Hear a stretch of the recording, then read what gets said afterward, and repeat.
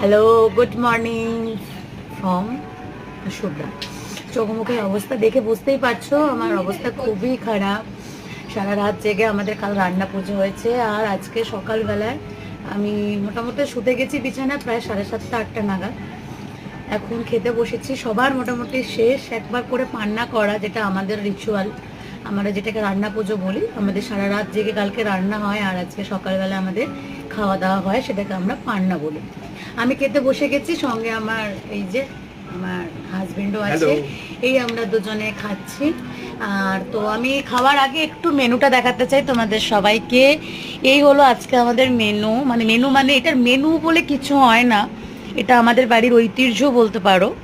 তো এই হচ্ছে ডাল, কুমড়ো ভাজা, পটল ভাজা, কলা ভাজা, উচ্ছে ভাজা, হ্যাঁ অনেক রকমের ভাজা, নারকেল কুড়ো, হ্যাঁ এখানে ইলিশ মাছ।